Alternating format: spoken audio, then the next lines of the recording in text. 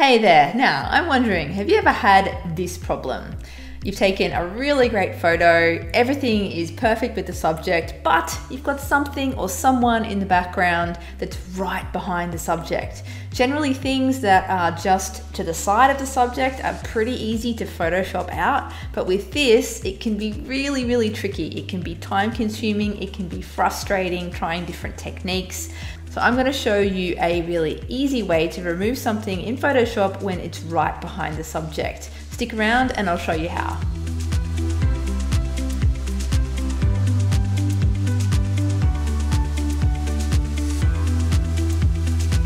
Hey, my name is Charlotte Reeves. I'm from Unleashed Education and welcome to another editing toolbox video. In these quick tutorials, we share one tip, trick, or technique to help make your pet photography editing life easier. And this time I've got what I hope is a really helpful one for you. Now, this kind of image here where you have a really great shot of the subject, it's really nice, it's sharp, great timing, focus, everything like that. But unfortunately, for whatever reason, you've got someone or something in the background that you need to remove to make the image nice and clean. So there's a few different ways that I've previously gone about trying to do this, all with sort of varying levels of success, mostly not much success. So let's take a quick look at those now and see why they don't work. So first up, let's have a look at the patch tool. So the patch tool is really great for removing things. And it works by when you make a selection, so I'm making a selection along the edge of the dog here, you can click inside the patch and drag it to a different spot to sample the content from that different spot to use. Now, the problem with the patch tool is sometimes it will grab content from nearby where you've selected and try and kind of meld that into what you want to put in there. So when I let that go, see how it's trying to kind of create a bit of an edge and it's sort of gone outside the line here. It sort of worked okay here, but not very well here.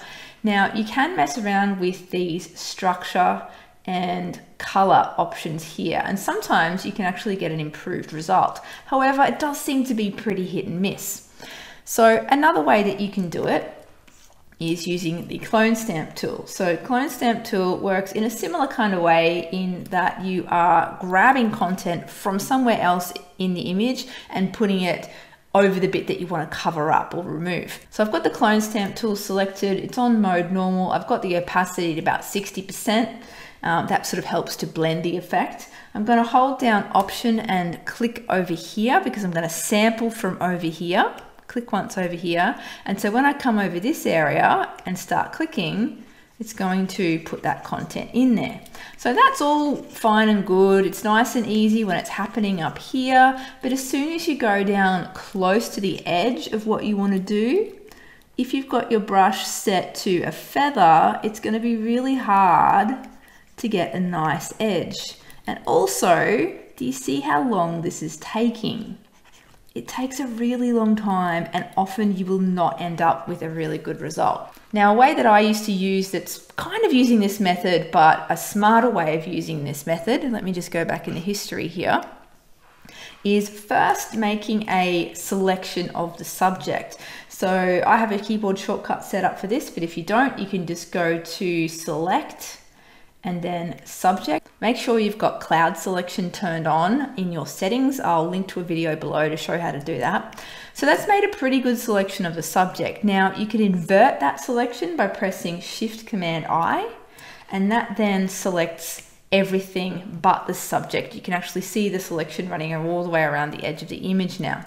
So now when you use the clone stamp tool and do it inside the selected area, it's not going to go over the top into the unselected area. So let's switch back to the clone stamp tool. I'm going to clone from there and see how I'm going over the edges now, but it's actually not going onto the subject. Now, sometimes this technique might actually work pretty well. It might actually work well enough that you don't need to do anything else, but let me just deselect this. So Command D to deselect, and see in some areas it's kind of left a little bit of a line. Also, now that it's done and I've deselected that, We've got no way of going in and tweaking it and playing with masks to kind of change the edges of where that effect happened, because it's all just in the background layer.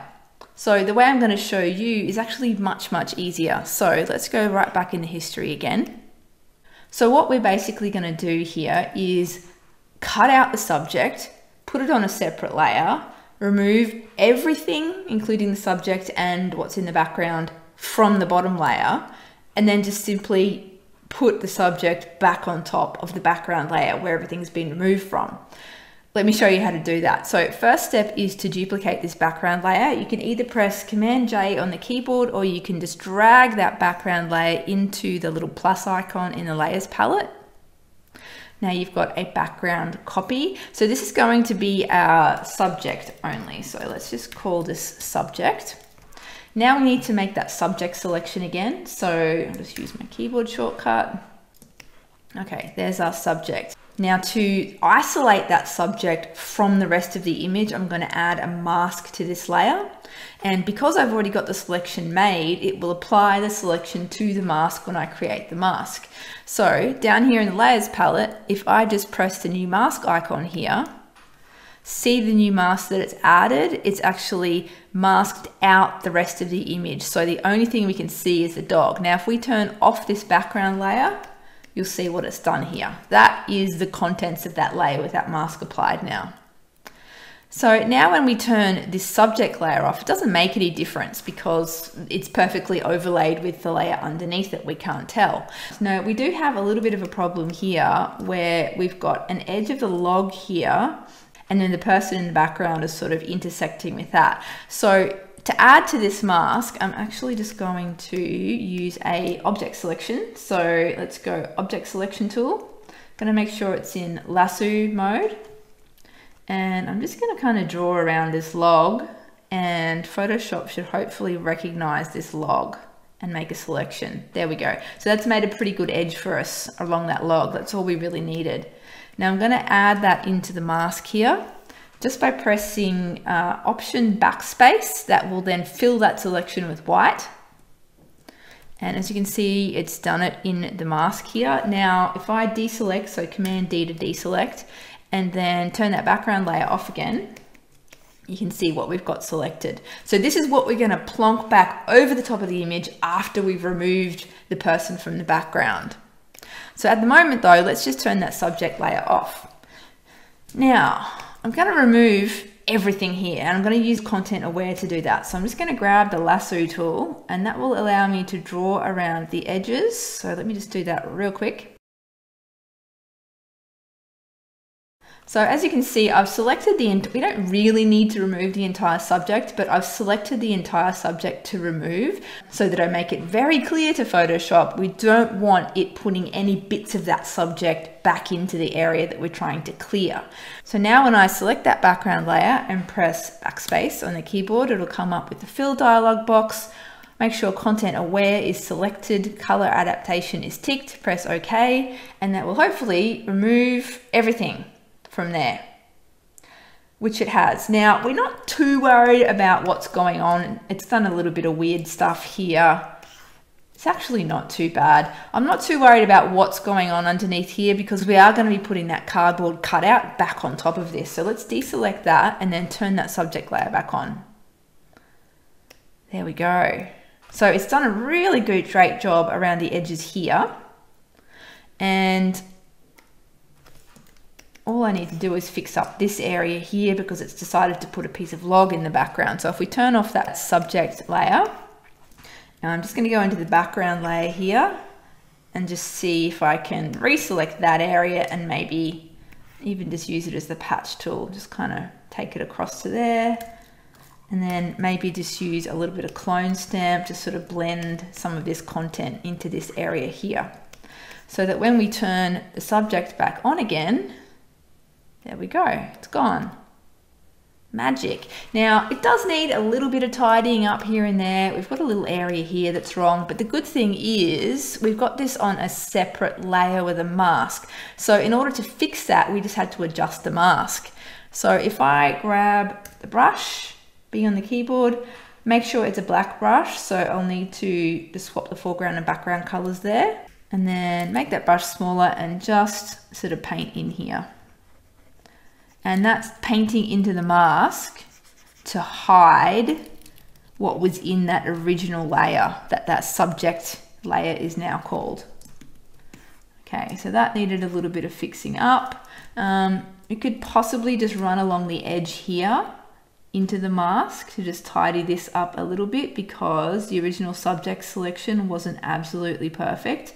And as you can see, I'm just using this brush to modify the mask. So if I mess this up, if I go, oh no, I can just change the color of the brush and then just paint that back in again, because all I'm doing is adjusting the mask, not the actual pixel data. So I think that's actually done a fairly good job. I'm quite happy with that. Might need a little bit of tidying up here and there, but all in all, it's a pretty quick way to get rid of something out of the background, especially something that is behind so much of the subject. That would have taken a really long time using any other method. Hopefully this has been helpful for you. Thanks for tuning into this editing toolbox video, and I'll catch you next time.